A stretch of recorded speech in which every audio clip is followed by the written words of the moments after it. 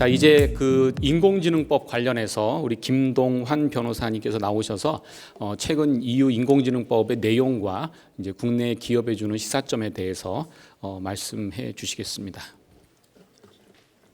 예, 안녕하세요. 저 방금 소개받은 법무법인 DLG가 입에 안 있긴 하는데요. DLG의 이제 김동환 변호사입니다. 반갑습니다.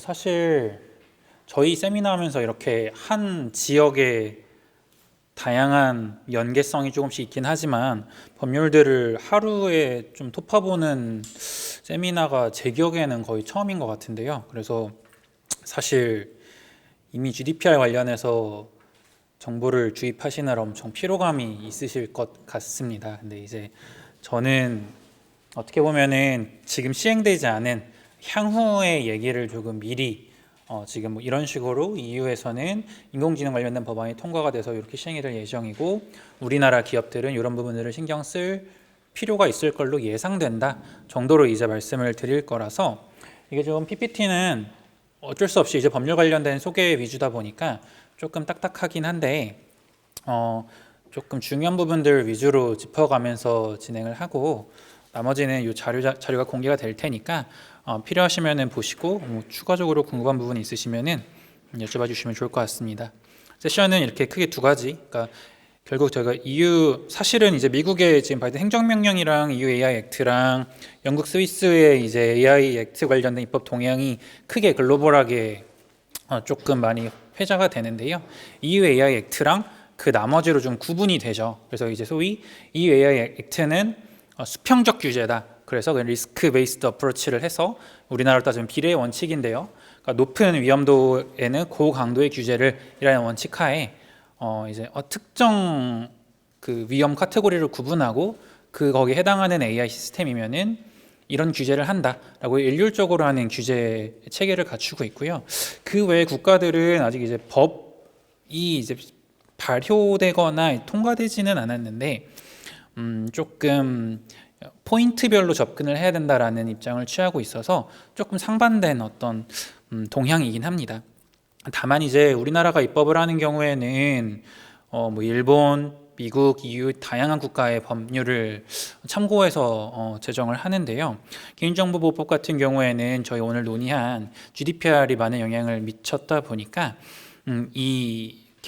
그 AI 기본법 관련된 부분들도 아무래도 EU AI 액트 영향을 많이 받을 수밖에 없어서 한번 살펴보시면 좋을 것 같습니다.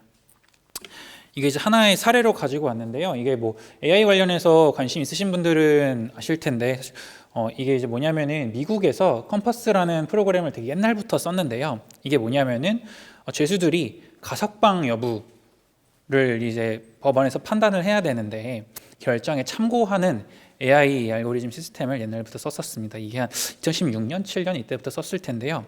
그때 이제 뭐 공공기관 단체에서 지적한 것들 중에 뭐냐면은 애초에 학습 자체가 편향적이다. 그러니까 지금 보면은 사실 범죄 이력이나 여러 가지 스테이터스를 보면은 이 오른쪽에 있는 흑인이 훨씬 리스크 점수가 낮아야 되는데 흑인이라는 이유만으로 이 백인보다 위험도가 높게 평가돼서 가석방 결정에 불이익을 얻는다라는 이제 좀 문제들이 좀 제기가 됐었고요. 우리나라는 사실은 이런 뭐 인종에 대한 갈등이나 사회적 약자와의 계층을 구분해서 뭔가 다툼이 일어나는 일이 미국이나 EU보다는 적긴 하다 보니까 이런 일들이 많이 발생하진 않는데 이런 부분들이 왕왕 발생을 해왔고요. 그래서 이제 AI 기술이 다 좋은데 AI 기술 자체에는 편향성이 없고 사실은 AI 기술을 사용하는 사람 혹은 학습 데이터를 넣는 어떤 그 자체의 편향성에 따라서 기술 자체가 편향성을 가질 수 있는 위험이 있다 보니까 이런 부분들을 어떻게 규제를 해야 되고 사회적으로 조금 합의를 해야 되는지에 대해서 사실 되게 많은 논의가 있어 왔습니다. 사실은 이 법보다 어떻게 보면은 이제 법을 제정할 때는 좀 철학적인 관점에서 보잖아요. 그래서 이제 그러면은 이 AI는 어떤 식의 관점에서 윤리적으로 다뤄야 되는지에 대한 얘기가 옛날부터 먼저 나왔는데요. 거기에 이제 크게 네 가지로 구분을 해서 제시를 해왔습니다. EU에서는요.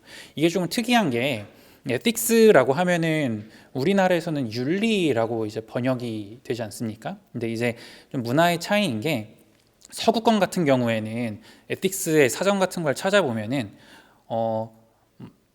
일종의 코드 오브 컨덕트, 그러니까 사회적 관습에 따라서 합의에 이르게 된 규범, 이걸 이제 윤리, 에틱스라고 정의하는 게 일반적이고요. 우리나라 같은 경우에는 그런 사회적 관습이라는 개념보다는 백과사전 같은데 데피니션을 보면은 마땅히 따라야 할 규범, 이런 식으로 약간 선 한 개 윤리지라고 해서 좀 동양이랑 서양이랑 이 에틱스 관련된 어떤 관습 자체를 좀 다르게 보고 있거든요. 그래서 사실은 이게 AI 관련된 논의를 할 때 우리나라가 서구권의 논의를 따라갈 수밖에 없는 게 AI는 윤리적이어야 된다라는 컨셉은 다들 알고 있는데, 그럼 윤리는 무엇인가라는 어떤 디테일한 관점으로 어떻게 정의해야 되는지에 대한 규범적인 관점으로 가다 보면은 아무래도 서구권에서의 기존 에틱스에 대한 논의가 훨씬 조금 더 디테일하게 이루어졌다 보니까 우리나라는 진짜 도덕의 관점에서 논의하거든요. 그러다 보니까는 아무래도 조금 서양, 특히나 AI 관련된 규제들은 서구권의 규제를 따라갈 수밖에 없는 경향성이 있을 것 같고요. 보시면 당연한 것들입니다. 실제로 이 네 가지의 포인트들이 법에도 반영이 되어 있어요. 간단하게 읽어보면은 이제 AI 시스템이 이제 인간 위에 서면 안 되겠죠. 인간에게 착오를 일으키거나 인간에게 그릇된 편향을 심어주면 안 될 거고요. 그리고 인간의 존엄성, 그리고 정신적 신체적 완전성을 침해해서는 안 될 거고요. 그리고 공정성이라고 하면은 절차적 공정성이랑 실질적 공정성이 있겠죠. 절차적 공정성 같은 경우에는 AI 기술이 얼마나 투명하게 공개되어 있는지, 혹은 투명하게 공개되어 있지 않더라도 나중에 뭔가 문제를 제기해서 이의를 제기하고 바로잡을 수 있는 절차들이 마련되어 있는지, 실질적 이제 공정성 같은 경우에는 비례 원칙이라고 하는데요. 수단과 목적을 비례 형량을 하겠죠. 그래서 얼만큼 실체적으로 공정한지를 보는 거고요. 마지막으로는 설명 가능성입니다. 그래서 이제 이것도 조금 애매한 부분이긴 한데 이게 설명 가능성이라는 게 최근에 이제 특히나 신경망 모델 같은 경우에는 사람에게 설명이 가능한가의 관점에서 보면은 조금 난해한 부분은 있습니다. 어떤 답을 내놨을 때 너 왜 이렇게 답을 했어? 라고 하면은 사람이 생각하듯이 이 카테고리는 이런 게 있는데 너가 이런 식으로 조건을 달았으니까 이 중에 ABC 중에 D고 그 중에 이거야 라는 논리적 추론 방식도 있겠지만, 이 신경망 모델 같은 경우에는 앞에 값을 인자들을 이렇게 넣었더니 맞는 값이 나왔는데 조금 변형시켰더니 틀리고, 인자들을 변형해봤더니 결과가 맞아서 이래 라고 이제 설명을 할 수밖에 없을 수도 있거든요. 그게 이제 효율성이랑 사람에게 얼마나 설명이 납득 가능한지가 조금 보완적인 관계인데요. 그러다 보니까 이게 어느 정도까지 설명 가능성이 필요한지에 대해서도 사실 많이 논의가 되어 오고 있고, AI 액트에서 사실 이 부분을 디테일하게 다루고 있지는 않습니다. 이 주요 공간은 그냥 다음과 같고요. 첫 시간에 이제 조원희 변호사님께서 이제 EU에서 입법이 어떻게 이루어지는지 설명을 해주셨는데요. 그래서 이제 본회의가 이제 3월에서 본회의에서 가결이 됐고, 마지막으로 이제 이사회에서 공식 승인하고 나면은 이 법이 단계적으로 뭐 6개월, 9개월, 12개월, 24개월, 36개월 각각 단계별로 시행이 될 예정입니다. 그래서 이제 그러면은 그 AI 액트의 적용 범위가 무엇인가에 대한 거를 먼저 짚어봐야 될 텐데요. 이 부분은 사실 GDPR이랑 크게 차이가 없다고 이해해 주시면 좋습니다. 그래서 꼭 이제 그 EU 내 소재한 자연이나 법인 대상으로만 적용되는 것도 아니고요. 그리고 예를 들어서 우리나라 기업에서 어떤 이 AI 시스템을 개발해서 프로바이더를 한다, 아니면 프로바이더로부터 디플로이어의 자격으로 서비스를 한다라고 했을 때, 그게 이제 EU를 대상으로 하게 되면은 마찬가지로 법이 적용될 수는 있습니다. 그리고 제외 대상으로는 세 가지, 그러니까 오로지 군사 또는 국방 목적으로 사용되거나, 오로지 과학적 연구 및 개발을 위해서 사용되거나, 업무 목적 외로, 그러니까 이제 그냥 그 영업상 목적과 무관하게 개인적인 목적으로 자연인이어야만 하겠죠. AI 시스템을 사용하는 경우 같은 경우에는 이제 배제되어 있습니다. 이 과학적 연구 및 개발 같은 경우에는 이게 사실 법 체계가 이 AI 시스템을 이용해서 제공을 하고 배포하고 이런 이제 실제로 이용자들이 이용하는 컨셉에 맞춰서 규제가 되어 있고, 사실상 이거를 배포하기 전에 테스트해 보거나 개발하는 단계에서는 AI 관련된 이 규제들이 적용되지 않습니다. 그러다 보니까 과학적 연구 및 개발을 위해서 사용한다는 컨셉은 내부적으로만 사용한다는 컨셉이겠죠. 그래서 이런 부분 같은 경우에는 AI 액트 자체의 적용이 좀 배제됩니다. 예, 그래서 이제 사실 설명을 좀 디테일하게 하려면은 대체 그럼 AI 시스템 아주 기본적인 정의 조항을 뭐라고 하고 있는지에 대해서 한번 살펴봐야 되는데요. 보시면 사실은 이게 지금 이 입법 과정이 되게 늦춰진 게 작년 6월 정도에 이제 생성형 AI가 너무 폭발적으로 인기를 끌다 보니까 생성형 AI에 대한 어떤 규제 체계가 고려되어 있지 않았는데 급하게 법에 넣어야겠다라는 생각 때문에 작년 6월에 개정이 되고 2월에 또 개정이 되고 3월에 이제 결의가 이루어진 건데요. 그러다 보니까 이 정의 조항 자체도 사실 계속 변화가 있었습니다. 그래서 예전엔 좀 디테일했는데 지금은 되게 추상적인 어떤 선에서 정의 조항이 되어 있습니다. 그래서 이제 머신 베이스 시스템 그리고 뭐 이제 추론 기능 이런 부분들이 중요하다라는 내용이고요. 예를 들어서 AI 시스템 같은 경우에는 당연히 사람이 어떤 규칙을 딱 정해놓고 요대로만 시행하는 어떤 프로그램은 AI 시스템에서 당연히 제외되어 있고요. 추론 능력, 이 시스템이 얼마나 스스로 추론할 수 있는지 인간의 개입 없이도 어느 정도 독립적으로 자율성을 가지고 작동이 되는지 여부를 가지고 AI 시스템 여부를 판단하고요. 조금 폭넓은 개념이라고 보시면 될 것 같습니다. 그냥 이제 좀 직관적으로 이건 그냥 프로그램이야, AI 프로그램이야, AI 기술이 들어간 시스템이야가 그냥 직관적인 구분에 따라서 할 수 있다고 이해해 주시면 좋을 것 같고, 이거 물리적으로 인베드 되어 있는지 여부도 이제 불문하기 때문에 폭넓게 정의되어 있다고 보시면 될 것 같습니다. 그래서 이제 그 AI 시스템에 대한 규제 체계는 큰 틀에서는 이제 그 리스크 베이스드 어프로치라 그래가지고 어느 법이나 이제 리스크 베이스드 어프로치를 하죠. 그래서 이제 4단계로 구분해서 각 어떤 해당하는 위험, 고위험도 아니면 금지되어 있는 AI 시스템, 고위험 AI 시스템, 그리고 적정한 로우 리스크의 AI 시스템, 그리고 미니멀하거나 아예 리스크가 없는 AI 시스템, 이렇게 네 가지로 카테고라이징해서 해당되면은 수평적으로 규제 체계가 이루어져 있고요. 여기 더해서 이제 규범형 AI, 그러니까 이제 신경망을 이용한 LLM 모델 같은 경우에는 어떤 추가적인 규제가 필요한지 이런 식으로 규제가 체계가 이루어져 있습니다. 프로바이더 그리고 이제 제공자로부터 그 AI를 AI 시스템을 이용해서 배포하는, 실제로 제가 이제 챗GPT를 사용한다라고 하면 그 사용자를 말하는 게 아니라요, AI 시스템을 이용해서 이용자들에게 배포하는 어떤 디벨로퍼 개념이, 디플로이어 개념이 있고요. 그리고 그 외에도 뭐 수입을 한다거나 해외에서 AI 시스템을 들여오는 개념이라거나 아니면은 공중에 배포하는 개념들에 대한 어떤 이용자들도 특정을 해서 정의 조항을 내리고 있긴 한데, 큰 틀에서는 프로바이더랑 디플로이어에게 의무를 부과한다라고 이해해 주시면 좋을 것 같습니다. 이 금지되는 영역부터 살펴볼게요. 크게 이제 8가지로 구분이 되는데요. 계속 이제 법이 개정되면서 이 금지되는 영역이 확대되는 방향으로 이루어져 왔습니다.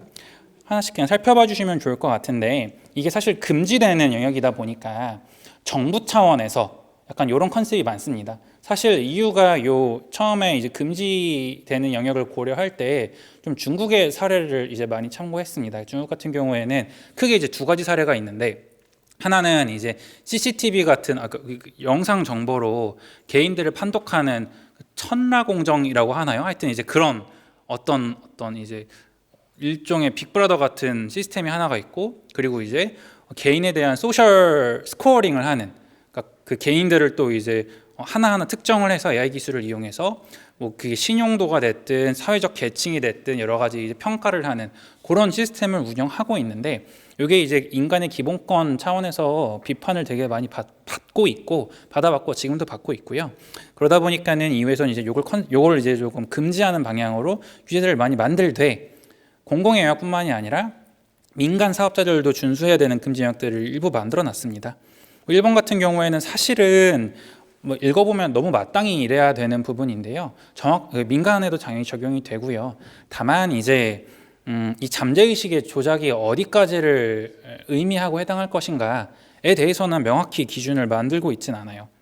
그리고 이제 취약점 악용 같은 경우에는 쉽게 말해서는 유아 아니면 사회적 약자 계층, 장애인들 이런 사람들의 어떤 취약성을 악용해서 이제 AI를 이용해서 편향해서 학습을 시킨다거나 그 결과값이 편향되게 나오는 어떤 그런 서비스들을 의미하고요. 예, 그 다음에는 이제 생체 인식 분류 시스템인데요. 요거는 이제 생체 데이터를 기반으로 자연인을 개별적으로 분류하는데 일종의 저희가 개인정보를 따지면 민감정보, 그러니까 인종이나 정치적 의견이나 노조 가입 여부나 종교 철학적 신념 아니면 성생활 성적 취향 등을 이 기준으로 추론을 하거나 유추하거나 분류하는 시스템 자체가 금지되어 있습니다. 그러니까 이제 사실은 이 AI 액트는 개인정보 관련된 이슈가 워낙 인공지능이 많다 보니까 GDPR이나 우리나라에서의 개인정보보호법이랑 뗄래야 뗄 수 없는 관계인데요. 이게 뭐 민감정보 같은 경우에는 이제 뭐 수집 이용 동의를 받으면은 우리나라 같은 경우에는 주민등록번호를 제외하고는 수집이 가능하지 않습니까? 근데 이제 다만 그거를 동의를 받는다고 하더라도 그 데이터들을 학습을 해서 이런 것들을 유추하도록 하는 AI 자체는 이제 EU에서 금지되어 있다 보니까 우리나라에서도 금지될 가능성이 높고요. 소셜 스코어링은 이제 제가 아까 말씀드렸듯 이제 사회적 평점 시스템이고요. 그리고 이제 또 하나 많이 문제가 된 게 실시간 원격 생체 인식 시스템입니다. 그래서 이제 일부 제외 조항을 제외하고 법 집행을 목적으로 공개적으로 접근 가능한 공간에서 실시간 원격 생체 인식 시스템을 사용하는 경우입니다. 민간 영역은 아니겠죠. 법 집행을 목적으로 하다 보니까. 그리고 그래서 이제 실시간이라고 하면 예를 들어서 CCTV 같은 거를 뭐 아니면 생체 데이터를 이제 인식을 하고 분석을 하고 유추까지 하는 게 이제 중대한 지체 없이 한 번에 이루어진다는 걸 실시간이라고 하고요. 반대로 이제 그냥 실시간이 아닌 사후적으로 뭔가 유추하고 이런 부분들은 또 금지되어 있지는 않습니다. 그리고 6번 같은 경우에는 공적인 영역이고요. 범죄 위험성 평가입니다. 이제 지원 목적은 제외되어 있다 보니까 사실 아까 처음에 사례로 들은 컴파스 같은 경우에는 EU 액트가 이제 실행이 되어도 이게 거기에 따른 결과가 바로 나오는 게 아니라 사실은 지원 목적이다 보니까 6번의 예외 조항에는 해당하고요. 다만 이제 앞에 말씀드렸던 어떤 사회적 약자에 대한 편향적인 어떤 알고리즘을 가지고 있다라는 걸로 금지될 수는 있겠죠. 예, 그리고 이제 마지막으로는 얼굴 인식 데이터베이스의 생성 및 확장입니다. 요건 이제 뭐냐고 하면 요것도 이제 민간 영역에서 적용이 되어 있는데 읽어보면은 인터넷이나 CCTV 영상에서 얼굴 이미지를 언타겟티드 스크래핑 방식으로 인식 데이터베이스를 생성해서 개인을 특정하거나 이제 뭐 유추하는 신원 정보를 유추하는 시스템 자체가 금지되어 있습니다. 이게 뭐냐고 하면은 그 이제 미국에서 클리어뷰 케이스라는 게 있었습니다. 그래서 클리어뷰 케이스 아시는 분들은 아실 텐데 이게 뭐냐면은 여러 가지 이제 SNS에 공개되어 있는 사진들을 스크래핑 방식으로 항상 이제 스크래핑 방식이 데이터의 무분별한 수집 관점에서 뭐 문제가 되긴 하는데요. 스크래핑 방식으로 사진들을 막 엄청 수집을 해서 개인을 분석하는 겁니다. 그러니까 예를 들어서 저는 제 사진에 저랑 누구랑 같이 찍혀져 있는데 저를 아는 사람이 이 사람을 모르지만 이 사람 누군지 찾아줘 라고 클리어뷰한테 요청을 하면은 데이터베이스를 막 돌려서 이 사람이 누군지에 대한 신원 정보를 저만 아는 사람한테 알려주는 그런 서비스가 제공이 됐던 거죠. 지금은 금지되어 있고 민간 영역에서 서비스 제공을 안 하는데 이런 부분들이 좀 문제가 많이 되다 보니까 이 얼굴 인식 데이터베이스를 스크래핑 방식으로 이제 처리하는 자체가 금지되어 있고요. 그리고 직장 및 교육기관에서의 감정 추론도 이제 제외되어 있습니다. 이제 뭐 직장이나 교육기관의 영역에서 감정을 추론하기 위해서 AI 시스템을 정하는 경우가 있어요. 그러니까 뭐 예를 들어서 예전에 뭐 이런 사례도 저희가 봤는데, 그러니까 면접 때 면접을 서포트해주는 어떤 AI 알고리즘을 개발을 해서 면접하는 거를 촬영을 합니다. 촬영을 해서 이 사람의 어떤 그 얼굴에서의 말하는 때 얼굴 표정이나 이런 거를 분석을 해서 이 사람은 이랬을 때 이런 상태로 이런 감정으로 이 정도의 신뢰도로 말을 하는 걸로 추론됩니다. 이런 식의 서비스를 제공하는 것도 제가 봤거든요. 이제 그런 부분들이 사실 이제 금지된다는 거죠. 그렇게 해주시면 좋을 것 같고요. 그래서 이제 민감 시스템도 포함되어 있고 아까 설명드린 것처럼 생체 인식 같은 경우에 사후에 이루어지는 거는 이제 고위험으로 분류가 돼서 금지되어 있지는 않고요.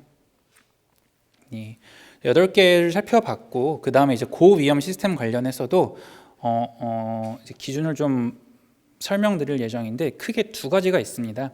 그러니까 이제 부록 2, 3 이렇게 나눠져 있는데 부록 2에 따라서 쭉 이제 나열이 되어 있어요, 항목들이. 그래서 가지고 이제 기존 EU 법률이 적용되는 제품군에서 이제 그 제3자 적합성 평가를 보통 각 법에 따라서 받는 부분들이 있는데 그걸 받아야 되는 어떤 AI 시스템 같은 경우에는 고위험으로 분류가 되어 있습니다.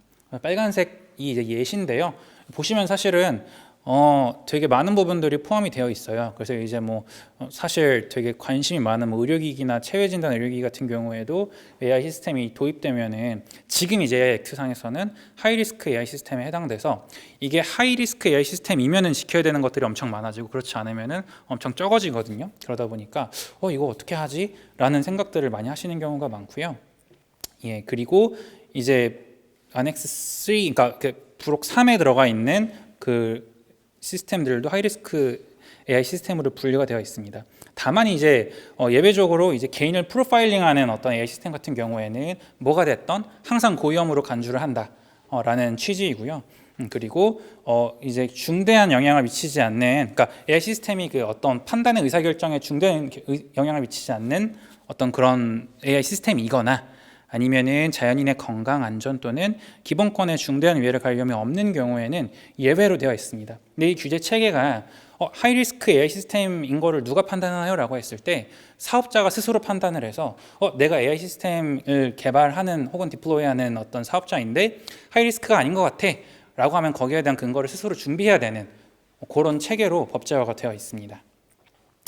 나중에 보시면 될 것 같아요. 그래서 이제 고위험 AI 시스템 뭘로 분류해 놨는지로 되어 있고요. 그래서 이게 사실 다 AI 고위험 같은 경우에는 제3자 이제 적합성 평가 혹은 직접 진행하는 적합성 평가가 이루어져야 되는데 이 위에 두 개 같은 경우에는 자율적 적합성 평가는 안 되고요. 그 나머지는 이제 자율적으로 가능해서 실제로 그런 차이는 있고 네, 사실 일반 민간 업체에서는 처음에 말한 뭐 금지되지 않은 생체인식 이런 부분들이거나 고용 근로자 관리 제한에 접근성 부분을 제외하고는 아까 처음에 말한 부록 2 관련된 부분이 더 적용될 여지가 많을 것 같습니다.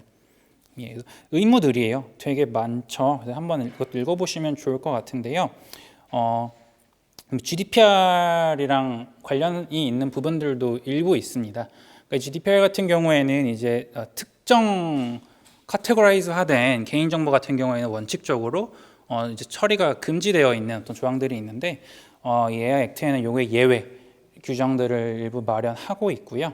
나머지도 그냥 읽어봐 주시면 좋을 것 같고 핵심은 결국은 이제 그 프로바이더가 디플로어가 이런 의무들을 이행할 수 있도록 뭔가를 갖춰놔야 된다가 이제 큰 틀이고요. 또 하나는 이제 본인들이 어떤 시스템을 구축해서 정보들을 공개해야 된다입니다. 네, 그렇게 보시면 좋을 것 같고요. 중요한 부분들 중에 이제 하나는 마지막에서 세 번째에 있는 디플로이어가 구현 가능한 사람의 감독 체제입니다.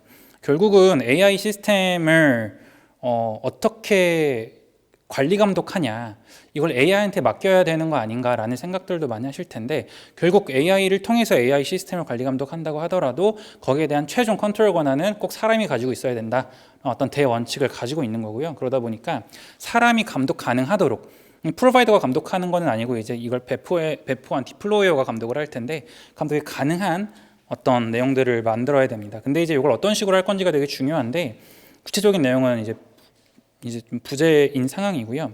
이 법이 있긴 하지만 어떤 EU 표준을 만들 예정인데 여기에 대해서 이제 디테일한 내용들이 전혀 나와 있지 않고 법이 시행되더라도 표준이 만들어지기 전까지는 하이리스크 AI 시스템 같은 경우에는 코드 오브 컨덕트 혹은 코드 오브 프랙티스, 그러니까 일종의 실천 강령, 내부 지침이죠. 이런 거를 만들어서 시스템 사업자들이 가지고 공개하도록 이제 함으로써 요 표준을 준수할 의무를 대체하도록 되어 있거든요. 그러다 보니까는 이 법이 시행되고 표준이 만들어지기 전까지 어떤 식으로 이제 코드 오브 프랙티스를 만들지에 대한 어떤 고민도 필요한 상황입니다. 예, 넘어가겠습니다. 이거는 이제 프로바이더가 아닌 디플로이어의 의무이고요. 중요한 부분들은 이제 개인정보 영향평가 및 기본권 영향평가를 수행해야 되는 어떤 특정 어떤 사업군이 있습니다. 그래서 이제 뭐 공적 서비스를 제공하는 민간 기업이라거나 신용평가나 보험평가를 제공하는 어떤 디플로이어 같은 경우에는 그 AI를 실제로 적용 대상이 되는 사람들의 개인정보가 얼만큼 침해가 되는지 그 사람의 기본권은 얼만큼 침해가 되는지 영향평가를 각각 거쳐야 되는 어떤 이슈들이 있고요. 그러다 보니까 되게 다 준수할 수 있겠는지에 대한 어떤 논의들, 좀 회의감도 좀 많이 언론에 노출되고 있는 상황이죠. 예, 그리고 직장 관련된 근로자 관련된 보호들도 이제 사실은 미국의 생존명령에서도 일부 파트가 있긴 한데 요 고위험 관련된 시스템을 도입하려고 하는 경우에는 사전 동의까지는 아니더라도 이제 근로자 대표나 대상 근로자에게 이런 식의 하이리스크 AI 시스템이 도입될 예정이다 고지하도록 하고 있습니다. 짧게 이제 넘어가면 이제 마지막은 이제 투명성 관련된 의무입니다. 투명성은 사실은 모든 AI 시스템에다 적용이 돼야 되는 아예 무위험 말고 그 위에 세 가지는 적용돼야 되는 어떤 의무들이고요. 이게 설명드렸듯이 이게 얼만큼 투명해야 되는지는 판단 기준이 없다 보니까 설령 투명하지 못한 부분이 있다고 하더라도 이 부분을 바로잡을 수 있는 절차적인 어떤 기회를 제공하는지가 핵심입니다.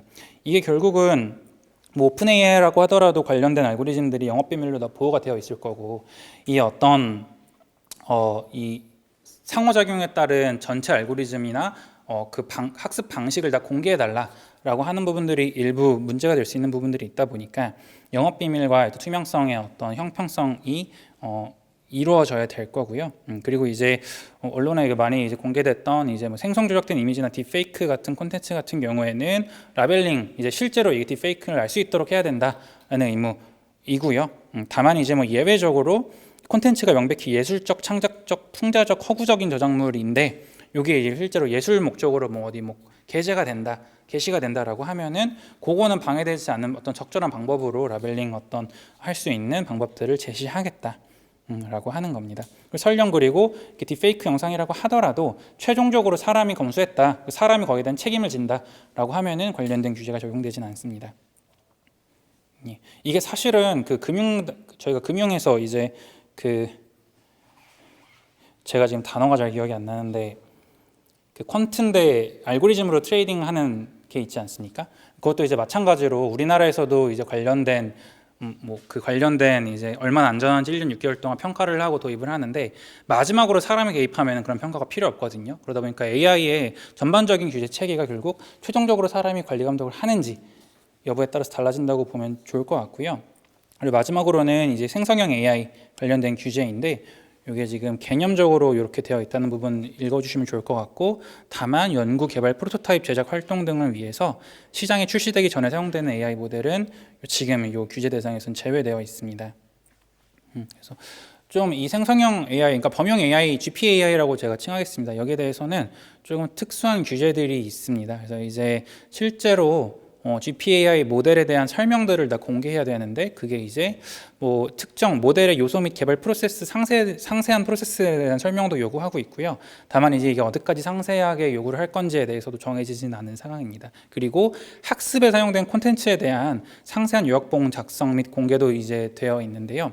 이게 기존에 사실 이제 과학적 연구 목적이 아닌 이제 어떤 텍스트 및 데이터 마이닝 같은 경우에 원칙적으로 이제 유럽에서는 허용이 되는데 예외적으로 저작권자가 나 이거 마이닝 목적으로 허락하지 않을 거야 라고 하는 경우에는 사전 동의를 받도록 하는 법이 있어서 이 법이랑 이제 맞물리게 되면은 사실상 기존의 저작권자 입장에서는 내 데이터가 이 학습 DB로 사용됐는지 여부를 판단하는 게 조금 사실상 불가능했는데요.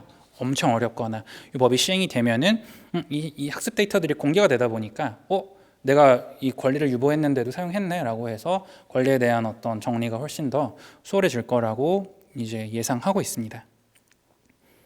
그래서 이거는 조금 더 위험한 시스테믹 리스크가 있는 GPAI는 이런 식으로 규제를 해야 된다라고 얘기하는 거고요. 좀 특이한 부분은 이제 그냥 이걸 추상적으로만 기재한 게 아니라 이 GPAI의 성능적인 기준도 하나 제시를 해놔서 이것도 조금 특이한 부분이라고 할 수 있을 것 같습니다. 그리고 마지막으로 일종의 이제 개인정보 주체를 보호하듯이 이 AI 액트 같은 경우에도 이 AI 모델에 따른 영향을 받는 사람에 대한 권리를 이제 보장해주는 조항들이 조금 있습니다. 크게 두 가지인데요. 어떤 시장의 감시 기간에 이의를 제기할 수 있는 절차들이 많이 되어 있고요. 그리고 또 하나 부분은 이제 고위험 AI 시스템 같은 경우에는 의사결정에 대한 설명을 요구할 권리가 정해져 있습니다. 일종의 이제 뭐 GDPR에도 비슷한 규정들이 있고 다만 이제 보면은 이제 자동화된 의사결정 관련해서는 오로지 완벽히 자동화되는 의사결정에 한해서만 GDPR 같은 경우에는 규제가 되는 반면에 AI 액트 같은 경우에는 이제 읽어보시면 되게 추상적인 어떤 상황에서도 설명을 요구할 수 있는 권리가 이제 부여가 되고 있어서 이 부분을 근데 이제 어떻게 어디까지 설명을 해야 될지는 미정이긴 하지만 어쨌든 이제 affected person에 대한 권리도 이제 보장을 해주고 있다라고 이해해 주시면 좋을 것 같습니다. 처벌 조항이 조금 이제 강해서 사실은 GDPR도 처벌 조항이 강하죠. 그래서 이제 이게 금지된 걸 썼다라고 하면은 35 밀리언 유로나 전 세계 연간 총 매출량이거든요. EU 내가 아니고 이 AI 모델로 벌어들인 게 아니라 그냥 이 회사가 위반한 사람이 벌어들인 연간 전 세계 매출량의 7% 중에 큰 금액 이런 식으로 이제 페널티가 되어 있어서 꽤 처벌 조항이 크다고 볼 수 있을 것 같습니다. 이거는 이제 아시다시피 이제 발효일로부터 6개월 뒤에 이제 금지된 AI 시스템 관련 규정이 먼저 실행이 되고 9개월 이내에 코드 오브 프랙티스를 갖춰낼 의무가 시행이 되고 12개월 뒤에 이제 생성형 AI, 범용 AI에 대한 모델 규정이 적용이 되고 그리고 이제 저희가 이제 얘기를 가장 많이 했던 고위험 AI 모델 같은 경우에는 발효되고 난 지 36개월이 지나서야 이제 시행이 되다 보니까 사실은 내가 고위험 서비스를 지금 AI 서비스를 하고 있다, 모델 개발하고 있다라고 하면은 행동규범 정도만 갖춰놓고 기본적인 어떤 형태의 좀 짜잘한 의무들을 준수하고 난 뒤에 3년이라는 유예 기간이 있다 보니까 사실 우리나라에서 요 EU에 대한 이 법 제도를 맞춰가기에는 시간이 좀 남아 있는 상황입니다. 이렇게 정리를 해 봤고요. 이것도 읽어주시면 좋을 것 같습니다. 그리고 이제 국내 규제 관련해서는 짧은데요. 사실 국내에서 이제 관련된 법안이 AI 기본법으로 합쳐서 발의되어 있는데 과기부 차원에서 지금 국회 통과되지는 않은 상황이고요. 이제 다양한 부처에서 논의를 하고 있고 가이드라인이나 어떤 특히 신뢰성 기반 관련해서는 스펙들이 어느 정도 공개가 되고 있는 상황이죠. 그래서 실제로 이제 우리나라에서 자율인공지능 신뢰성 인증도 이제 TTA에서 이제 올해 2월인데요 부여한 사례도 있어서 우리나라에서도 신뢰성 관점에서는 인증을 받을 수 있는 혹은 관련된 규정들을 충족할 수 있는 방법이 마련되어 있는 상황이고요. 이제 그냥 정리를 해보면은 결국은 법이 없다 보니까 우리가 지금 EU AI 액트를 적용받는 EU를 타겟팅하는 사업자다가 아니라 만약에 우리 그 외다라고 하게 되면은 결국은 EU AI 액트의 프레임워크를 이제 좀 따라서 대비할 수 있을 것 같고요. 이제 중요한 부분들은 결국은 개인정보랑 저작권 관련해서는 사실 기존에 있는 법으로도 충분히 규제가 되고 충돌이 되는 부분이 있다 보니까 어떤 식으로 대응할지에 대한 사전 준비는 필요하고요. 그리고 이제 이 AI 알고리즘에 대한 설명 가능성이 어디까지 확보 가능한가, 우리 사업 모델이에 대한 부분도 고민해서 조금 프로세스화하거나 서류화해 놓을 필요가 있고요. 그리고 이제 마지막으로는 이제 실제로 AI 모델을 개발한다, 혹은 그걸 이용해서 그냥 조금 피팅해서 이제 디플로이 한다라고 하는 경우라도 거기서 발생할 수 있는 리스크를 어떤 식으로 관리할지에 대한 거버넌스는 미리 마련하고 준비할 필요가 있겠습니다. 네, 강의 들어주셔서 감사합니다. 이상입니다.